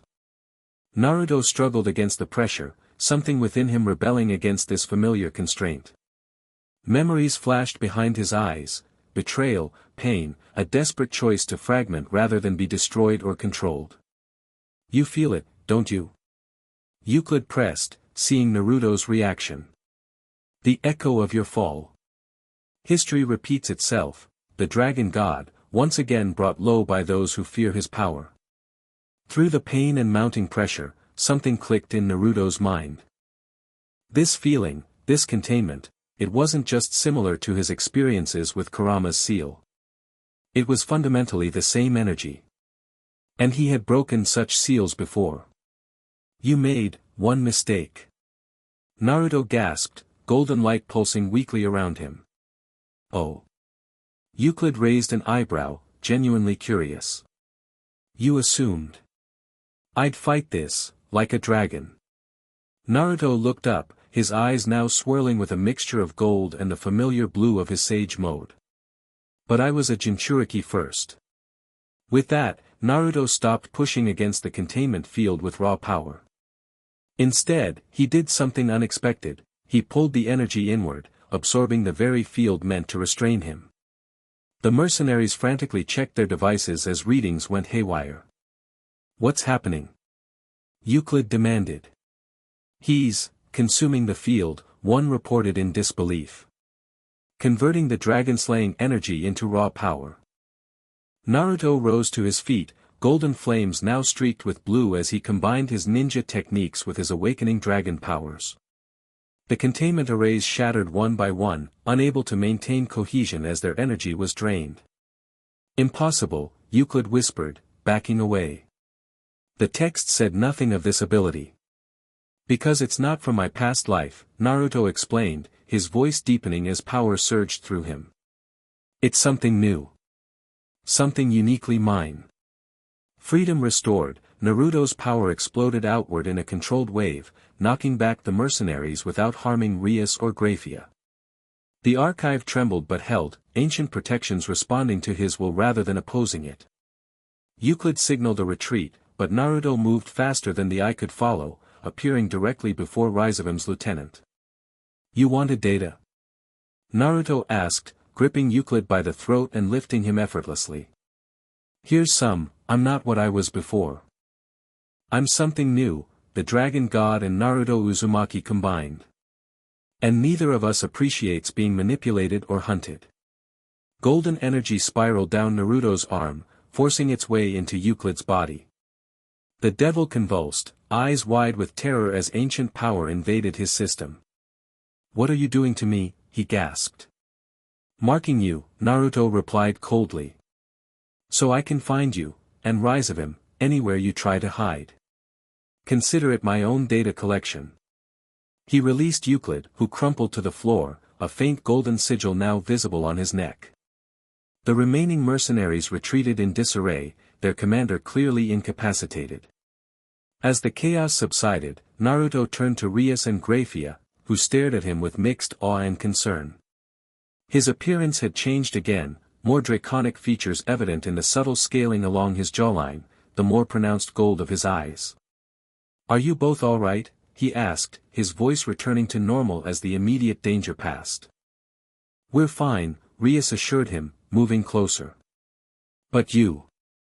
That was unprecedented, Grayfia finished, studying him with new eyes. You adapted the containment field meant to suppress you and turned it to your advantage. Naruto nodded, feeling the new power settling within him. Something about it felt familiar, like the sealing techniques used on tailed beasts in my world. I realized I could treat it the same way. You're creating new abilities, Rias said, understanding dawning. Not just remembering old ones.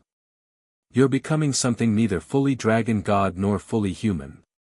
Something unique, Grayfia agreed, a hint of wonder breaking through her composed exterior. Surzex and reinforcements arrived, securing the archive and checking for remaining threats. You handled that impressively, the Satan acknowledged, surveying the aftermath. Though not quite according to plan. Plans rarely survive contact with the enemy, Naruto shrugged, then grew serious. But we have bigger problems. Someone with intimate knowledge of dragon deity physiology is helping Rizavim. Someone with access to classified information. A traitor among the high-ranking devils, Surzex nodded grimly. We suspected as much when the attack bypassed security so precisely. Naruto glanced at Grayfia, who stood slightly apart, her expression troubled. Euclid's revelations about her family's past had clearly shaken her. There's something else we need to discuss, Naruto said quietly. About the Lucifuge clan's history with the Dragon God. Later, in a secure chamber within the Gremory castle, Grayfia placed an ancient box on the table between them. Naruto, Rias, and Surzex watched as she unlocked it with a spell that required her blood. The Lucifuge ancestral record, she explained, her voice carefully controlled. Passed down through generations, accessible only to the family head. From within, she withdrew a scroll that seemed to shift between solid matter and pure energy, ancient script crawling across its surface like living things. I've never shown this to anyone, Grayfia admitted, her eyes meeting Naruto's. Not even Surzex. But after today's revelations. You don't need to, Naruto said gently. Whatever happened in the past, no, she interrupted firmly. You deserve the truth. We all do. With reverent care, she unrolled the scroll. As it opened, images formed above it, three-dimensional projections of events from eons past. The first showed a magnificent golden dragon, clearly Naruto's previous form, creating lesser dragons from its own essence. Beside the great dragon stood two figures, a silver-haired woman in armor bearing the Lucifuge crest, and a red-haired woman in flowing robes holding a crystal heart that pulsed with golden light. The Trinity, Grayfia narrated softly. The Dragon God, the Guardian, and the Heartbearer. The founding myth of the cosmic balance. The images shifted, showing the three figures maintaining balance between primordial forces, creation and destruction, light and darkness, order and chaos. For eons, they maintained harmony, Grayfia continued. The Dragon God created, the Heartbearer nurtured, and the Guardian protected. But then, the projection darkened, showing cosmic forces gathering against the trio. Ancient beings that predated even the Dragon God, entities of pure concept rather than matter or energy. The primordials, Rias whispered. Beings from before creation itself. The images showed terrible conflict, the Trinity fighting against overwhelming forces. The Dragon God's power blazing across dimensions, the Guardian erecting barriers of impossible strength, the Heartbearer channeling life energy to heal and sustain. They were losing, Grayfia's voice tightened. The primordials sought to unmake creation, return everything to the void. In desperation, the Guardian proposed a solution. The projection showed the silver-haired woman presenting an array of seals and sigils to her companions. A way to hide the Dragon God's power, to fragment it across dimensions where the primordials couldn't reach, Grayfia explained. Not to betray or contain, but to preserve. Relief washed through Naruto. So the Lucifuge ancestor didn't betray the Dragon God. No, Grayfia confirmed. But Euclid wasn't entirely wrong either. The Guardian provided the means to fragment your consciousness, knowledge that could be misused in the wrong hands. The final images showed the heart-wrenching moment of separation, the Dragon God willingly submitting to the fragmentation process, his essence scattering across countless dimensions while the Guardian and Heartbearer remained behind to guard the cosmic balance in his absence. The Guardian and Heartbearer made a vow, Grayfia said softly. That their bloodlines would recognize and protect the Dragon God's fragments until the time of reawakening. That when the fragments began to reunite, they would stand ready to fulfill their ancient roles once more.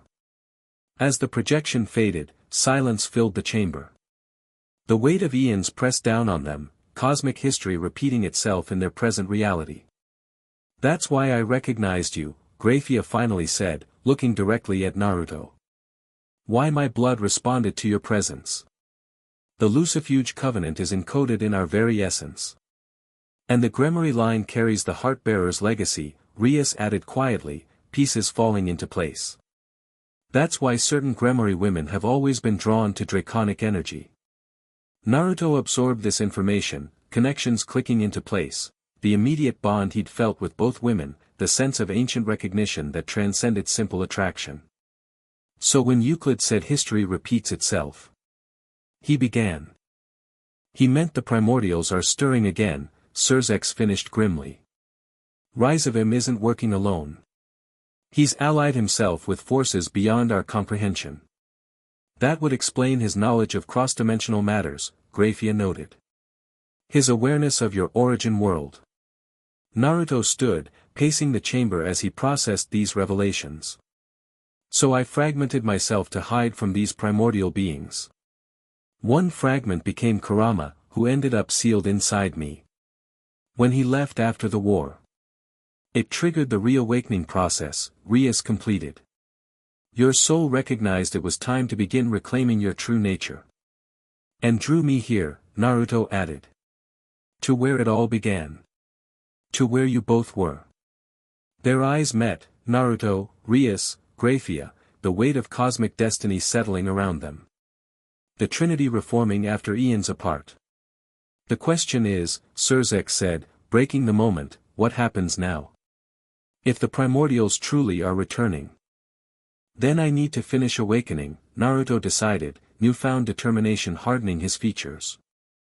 Not just for my sake, but for all creation. Word of Naruto's victory over Euclid's forces spread quickly through supernatural circles. The display of power, adapting and overcoming dragon-slaying containment fields, sent shockwaves through factions that had been considering their own attempts to capture or control the awakening deity. In the days that followed, political realignments occurred with dizzying speed. Many who had opposed Naruto's presence now sent emissaries with offers of alliance. Others retreated to assess this new paradigm. Naruto spent most of his time in the Gremory library, devouring ancient texts about his former existence with new urgency. The revelation about the primordials had transformed his personal journey into something far more consequential. "You should rest," Rias advised, finding him surrounded by scrolls well past midnight. "Even deities need sleep." "I'm fine," Naruto insisted, though exhaustion shadowed his features. "There's too much to learn, too much at stake." Rias sat beside him, gently closing the scroll he'd been studying. "You won't help anyone by burning yourself out. Your body is still adapting to these changes." Naruto sighed, running a hand through his hair, now perpetually streaked with gold, the transformation accelerating daily. "I know. It's just. I feel responsible. All these people looking to me for protection or leadership, and I'm still trying to figure out who I am." "That's why you have us," Rias reminded him, her hand covering his. The Trinity wasn't one being carrying all burdens alone. It was three, supporting each other. The mention of the Trinity inevitably brought Grayfia to mind. Since the revelation about her ancestral role, she'd been more distant, focused on security and intelligence gathering. Naruto suspected she was avoiding him, processing the implications of their cosmic connection. "Speaking of which," he said carefully. "Is Grayfia okay?" "She's been. Give her time," Rias advised. The Lucifuge legacy has always defined her existence, but discovering its true nature is overwhelming. Especially considering. Considering what? Rias hesitated. Her marriage to my brother. It complicates matters. The unspoken reality hung between them, the Trinity's bond transcended ordinary relationships. If Grayfia was truly the Guardian's descendant, and Rias the Heart-Bearer's, then their connection to Naruto went beyond conventional attachments. "I've been meaning to ask about that," Naruto admitted. "In the ancient records, were the three of us. I mean, what exactly was the relationship?" A slight blush colored Rias's cheeks. "The texts are deliberately vague, but reading between the lines, the bond appears to have been profound. Beyond friendship, beyond ordinary love. A cosmic connection," Naruto mused. "Yes. One that apparently transcended death and rebirth." She met his eyes directly. "One that's reawakening alongside your power." The atmosphere between them intensified, that same pull they'd felt on the balcony returning stronger than before. Rias leaned closer, drawn by forces beyond conscious thought. "Naruto," she whispered. "I know it's only been days since we met, but it feels like lifetimes," he finished. "Like remembering rather than discovering." Their lips met again, more purposefully than before. This time, the golden energy that sparked between them stabilized, forming a tangible connection that illuminated them both. Rias gasped against his mouth as ancestral power awakened within her, the Heart-Bearer's legacy responding to the dragon god's touch. When they finally separated, Rias's eyes glowed faintly with inner crimson light. "What was that?" she breathed. "Your awakening," came Grayfia's voice from the doorway. They turned to find her watching them, no judgment in her expression, only understanding and a hint of inevitability. "I felt it," she explained, entering the library. Across the castle. The Heart-Bearer's essence stirring. "Grayfia," Naruto began, uncomfortable being caught in such an intimate moment. She raised a hand.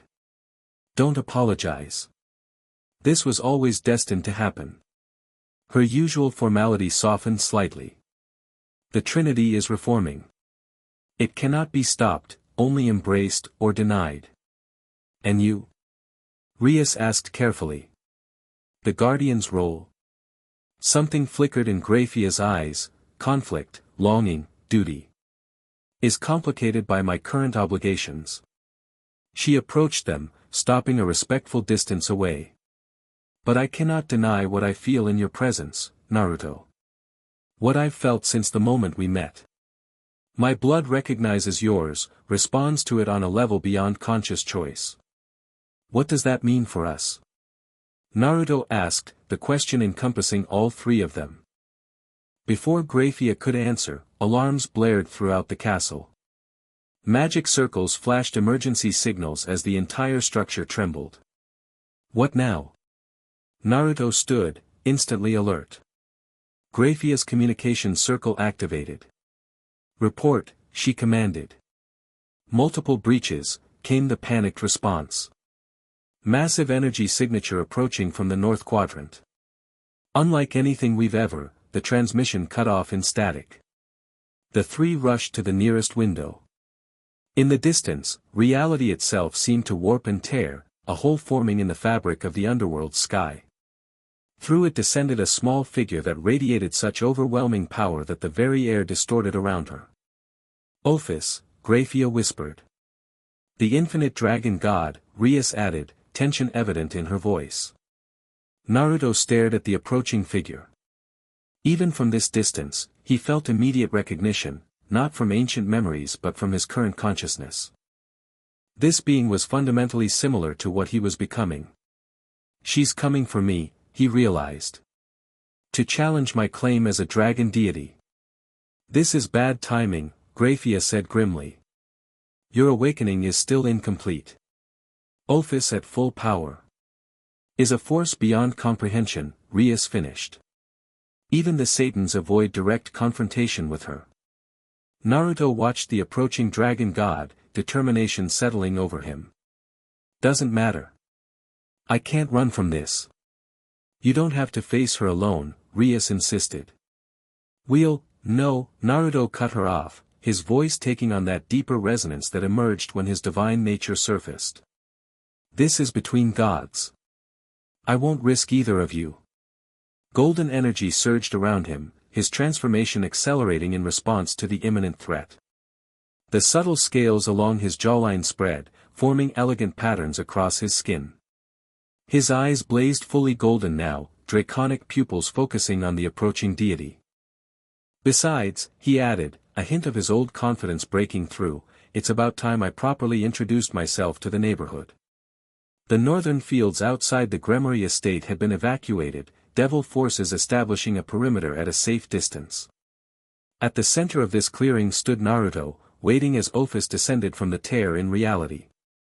Up close, the infinite dragon god appeared as a young girl in gothic Lolita fashion, an appearance that belied the incomprehensible power she radiated. Her expressionless eyes fixed on Naruto, studying him with ancient intelligence. You are not complete, she stated without preamble, her voice oddly flat. Yet you claim my title. I haven't claimed anything, Naruto replied evenly. I'm still figuring out who and what I am. You are the first, Ophis said, circling him slowly. The creator. The one who came before me, before Great Red. Your essence stirs in the dimensional barriers, disturbing the silence I seek. Naruto tracked her movement, power building inside him in response to her proximity. I didn't choose to awaken now. It just happened. Nothing just happens with beings like us, Ophis countered, stopping directly before him. Your return was written in the fabric of creation itself. The question is whether this world can sustain two dragon deities. The challenge hung in the air between them. Naruto could feel the observers at the perimeter, Rias, Grayfia, Surzex, and countless others, watching with bated breath. This confrontation would determine the supernatural world's power hierarchy for eons to come. I have no interest in challenging your position, Naruto said honestly. Or in disturbing whatever silence you're seeking. Yet you will, Ophis replied with certainty. Your very nature disrupts the balance. The creator cannot exist alongside the created without hierarchy.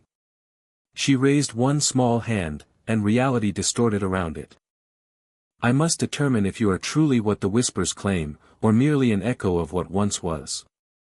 Before Naruto could respond, Ophis struck, not a physical attack but a wave of pure draconic energy that would have annihilated lesser beings instantly.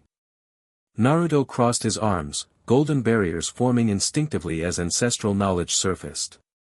The collision of powers sent shockwaves across the underworld, shattering windows miles away and causing minor earthquakes throughout Gremory territory. When the energy dissipated, Naruto remained standing, his defenses cracked but intact. Interesting, Ophis tilted her head slightly. You retain fundamental knowledge even in this incomplete state. I'm a quick study, Naruto replied, allowing his own power to rise in response. Golden flames erupted around him, his partial transformation accelerating under stress. Ghostly wings of light materialized behind him, not physical yet, but gaining definition with each passing second. Ophis attacked again, this time splitting into multiple forms that assaulted from different angles simultaneously. Naruto responded with speed born from his ninja training combined with divine power, evading some attacks while countering others with golden energy constructs.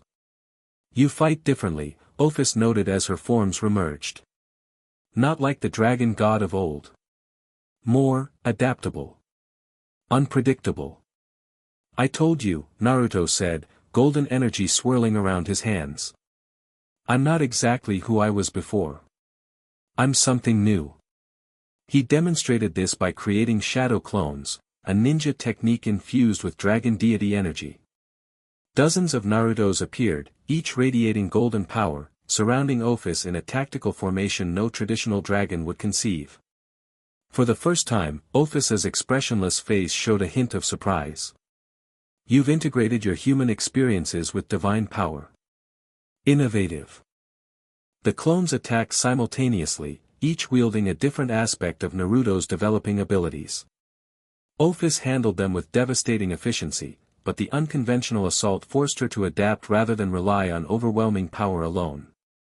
As the battle intensified, Naruto felt something shifting within him, his awakening accelerating under the stress of combat with another deity. Memories surfaced more rapidly, power flowing more freely as cosmic knowledge integrated with his consciousness. Ophis sensed the change and increased her assault, recognizing the dangerous potential of allowing him to complete his transformation. Space warped around them as she channeled the power of infinity, creating a pocket dimension to contain their clash. Your potential exceeds my calculations, she stated, genuine caution entering her voice. I cannot permit your full awakening without understanding your intentions. Then ask, Naruto shot back, maintaining his defenses against the intensifying assault. Instead of attacking first. Gods do not ask permission, Ophis replied. They assert dominance or submit. Maybe that's the problem, Naruto countered, golden energy pulsing around him. Maybe gods need to learn to talk more and fight less.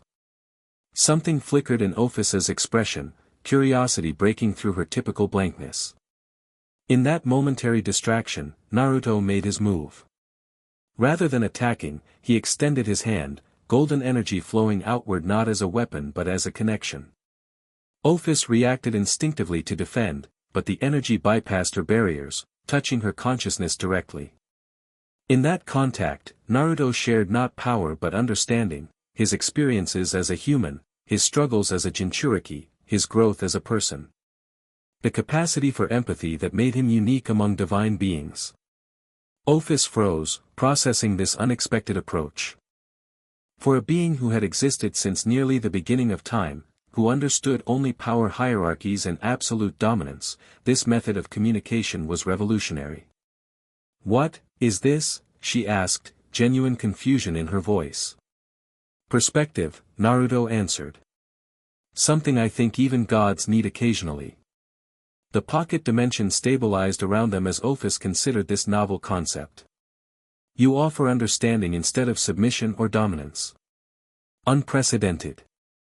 Yeah, I get that a lot, Naruto said, a hint of his old grin breaking through his increasingly draconic features. I tend to break expectations. Ophis studied him with new interest. Your existence challenges fundamental assumptions about cosmic power structures. She paused, then added something unexpected, intriguing. The pocket dimension collapsed as Ophis withdrew her hostile intent, returning them to the field outside the Gremory estate. The observing devils gasped collectively at what appeared to be a cessation of hostilities. You are indeed the first, Ophis acknowledged, her posture relaxing slightly.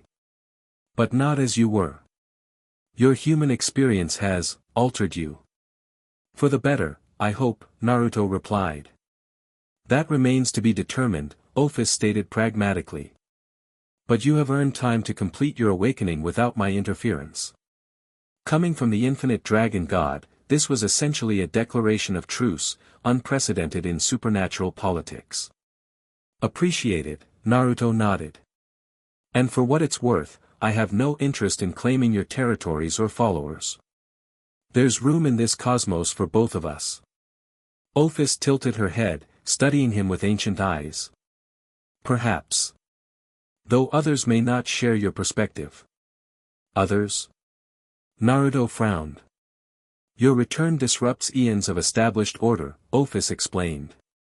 Great Red will notice soon. The biblical god system administrators will adapt their calculations. The primordials stir in the void between dimensions. The mention of the primordials sent a chill through Naruto. So they're really coming back. They never left, Ophis corrected. Merely waited, as all eternal beings do. For the right moment to re-emerge. With that cryptic statement, she stepped backward, reality warping around her. We will speak again, Creator, when your awakening completes. Until then. I will observe with interest. She vanished in a ripple of dimensional energy, leaving Naruto standing alone in the field. As the observation barrier lowered, Rias and Grayfia rushed forward, concern evident in their expressions. Are you alright? Rias asked, reaching him first. We couldn't hear anything once she created that pocket dimension. I'm fine, Naruto assured them, though the accelerated awakening had left him drained. We reached an understanding. Impossible, Surzek said, approaching with a juka beside him. Ophis doesn't understand anything except absolute power. She's learning, Naruto replied simply. As am I. Grayfia studied him with keen eyes. Your transformation accelerated during the confrontation. She was right. Naruto could feel the changes, his appearance now permanently altered, the golden scales along his jawline and forearms fully manifested, his eyes permanently shifted to their draconic form. The ghostly wings had gained substance, folded against his back like translucent extensions of his aura. The stress of combat with another deity forced adaptation, Ajuka theorized, scientific curiosity overriding political concerns. Fascinating process. But incomplete, Grayfia noted. You're still transitioning between forms. Naruto nodded, suddenly overwhelmed by fatigue. The confrontation had demanded more than he realized, pushing his transforming body to its limits. She mentioned the primordials, he said, swaying slightly. Said they're stirring, waiting for the right moment. Rias caught him as his knees buckled, strength finally giving out. He needs rest. The transformation is consuming enormous energy. As consciousness faded, Naruto was vaguely aware of being carried back toward the castle, Rias and Grayfia on either side, supporting his weight between them. The Trinity, reunited at last, even if their roles remained unclear. His last thought before darkness claimed him was a memory, not from his human life or even his divine past, but something in between. A fragment of Kurama's consciousness, speaking to him across dimensions, remember who you truly are, Kit. Not what you were, not what others expect you to be. But who you choose to become. Naruto dreamed. Not ordinary dreams but cosmic visions, memories of his divine past merging with his human experiences to forge something entirely new. He saw himself as he once was, the golden dragon god creating the first lesser dragons from his essence. Ddraig and Albion taking form, their distinctive red and white energies splitting from his golden wholeness. He saw the Trinity in its prime, himself, the guardian, whose silver hair and stoic demeanor unmistakably mirrored Grayfia, and the Heartbearer, whose crimson hair and passionate spirit reflected Rias perfectly. Together they had maintained balance between fundamental forces, shepherding early creation through its formative stages. He saw the primordials, entities so ancient and alien that his mind struggled to comprehend them even in dreams. Not evil in any human sense, but utterly immoral, viewing creation itself as an aberration to be corrected. The cosmic war fought against them, the desperate choice to fragment rather than be destroyed. He saw Kurama, not just as the nine-tailed fox he'd known, but as a conscious fragment of his own divine essence, preserving crucial aspects of his power and knowledge until the time for reawakening arrived. And he saw what was coming, the primordials gathering strength, preparing to finish what they'd begun eons ago. Rise of him unknowingly serving their purpose, believing himself the master manipulator while being manipulated himself. When Naruto finally woke, 3 days had passed. He found himself in a chamber deep within the Gremory Castle, surrounded by healing arrays and protective seals. Rias dozed in a chair beside his bed, while Grayfia stood at attention near the door. "Welcome back," Grayfia said softly, noticing his open eyes. Rias stirred immediately, years of combat training making her a light sleeper. "Naruto? How do you feel?" He sat up slowly, taking inventory of his transformed body. The changes had stabilized during his unconsciousness, his appearance now a harmonious blend of human and dragon deity. Golden scales traced elegant patterns across his skin, concentrating at his forearms, shoulders, and jawline. His eyes remained draconic but had settled into a balance of blue and gold. The wings had materialized fully, folding neatly against his back when not in use. "Different," he answered honestly. "More complete, but still not finished." "Your energy signature has stabilized," Grayfia reported. "The erratic fluctuations have ceased. And your appearance is—" Rias searched for the right word. "Weird? Scary?" Naruto suggested. "Magnificent," she finished sincerely. Naruto swung his legs over the side of the bed, testing his strength. Power flowed through him more naturally now, responding to his will rather than erupting chaotically. "While you were unconscious," Grayfia began, hesitation unusual in her voice, "certain developments occurred." "What kind of developments?" Naruto asked, immediately alert. "Rise of him has made his move," Rias explained. "A coordinated assault on multiple fronts. Devil territories, fallen angel strongholds, even human world locations with supernatural significance. He's creating chaos to mask his true objective," Grayfia added. "Intelligence suggests he's seeking something called the Primal Key." That name resonated with Naruto's newly integrated memories. "The key that locks the dimensional barriers between our world and the void where the primordials dwell." Both women looked at him in surprise. "I remembered a lot while I was out," he explained. "The primal key was created from my essence at the same time I fragmented myself. It's the final safeguard preventing the primordials from fully entering our dimension. And Rise of him seeks to undo that safeguard." Grayfia's expression darkened. "To what end?" "Power," Naruto said simply. "The primordials promised him godhood in exchange for releasing them. He doesn't realize they have no intention of honoring that bargain." Rias shook her head in disbelief. "Even Rise of him couldn't be that foolish. The primordials would unmake all creation." "Pride makes fools of even the wisest beings," Naruto replied, ancient wisdom coloring his words.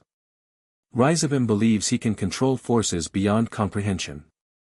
He stood, stretching wings that now spanned nearly 20 feet when fully extended. Golden light rippled across their surface, illuminating the chamber. "We need to stop him before he finds the key," Grayfia stated. "There's a problem with that," Naruto said grimly. "I am the key, or rather, it's part of me. When I fragmented myself, the key was hidden within one of the fragments." Understanding dawned in their eyes.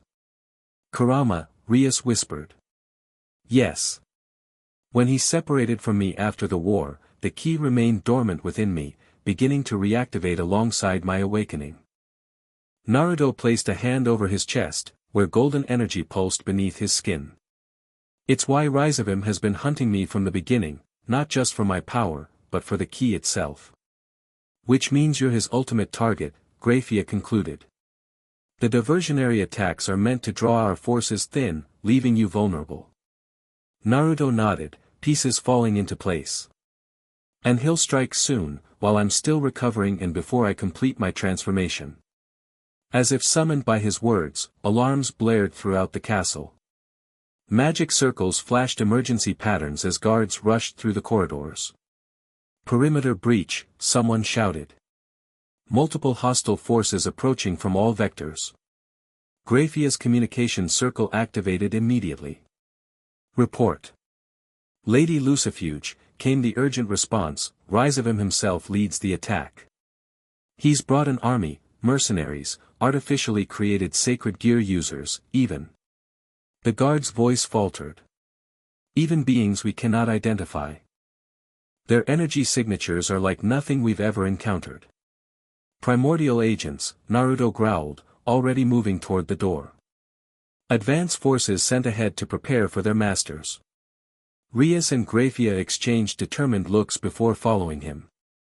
The Trinity stands together, Rias stated, power of destruction gathering around her hands. As it always has, Grayfia agreed, ice magic crystallizing the air around her. As it always will.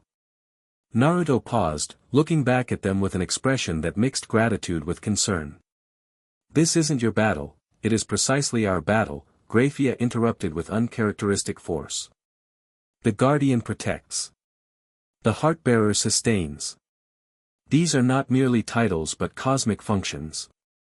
We're stronger together, Rias added simply. That's the point of the Trinity. Something ancient and powerful stirred within Naruto, recognition of a fundamental truth he'd known before time itself had meaning. These women were not merely allies or even potential lovers, they were essential aspects of cosmic balance itself.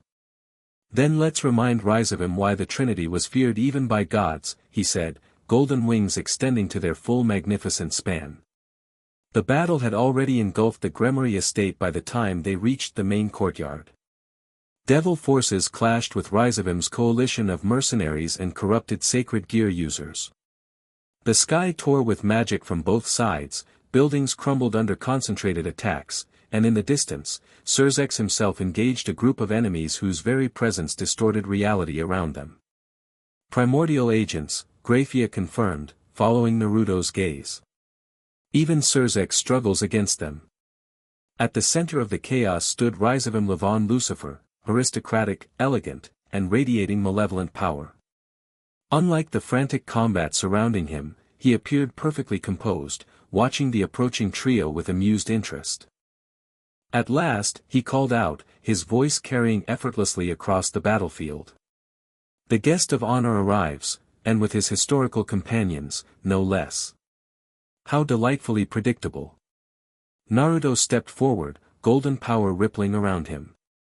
This ends now, Rizavim. You have no idea what forces you're playing with. Oh, but I do, Rizavim smiled coldly. The primordials have been most educational. Did you know they remember you, Dragon God? Remember how you stole power that wasn't yours to create this flawed reality? That's their version, Naruto replied, unshaken. Creation isn't theft, it's transformation. Something they never understood. Rizavim laughed. Philosophical differences aside, they've promised me godhood in exchange for your essence, particularly that interesting artifact hidden within it. The primal key, Rias stated, moving to Naruto's right side. You're a fool if you believe they'll honor that bargain. Perhaps, Rizavim shrugged elegantly. But I've prepared contingencies even gods cannot anticipate. With a casual gesture, he activated something around his wrist, a device that pulsed with sickly green energy. The effect was immediate and shocking. Throughout the battlefield, every sacred gear user, including those on the devil side, suddenly collapsed in agony, their sacred gears activating against their will. What have you done? Grayfia demanded, ice forming around her in response to her anger. A simple override, Rizavim explained proudly. All sacred gears derive from the biblical God system. All systems have exploitable flaws, if something went wrong with this response, please try again. Please move ahead to the next chapter. The end. Thank you for watching this video. Please be sure to subscribe to our channel and like this video.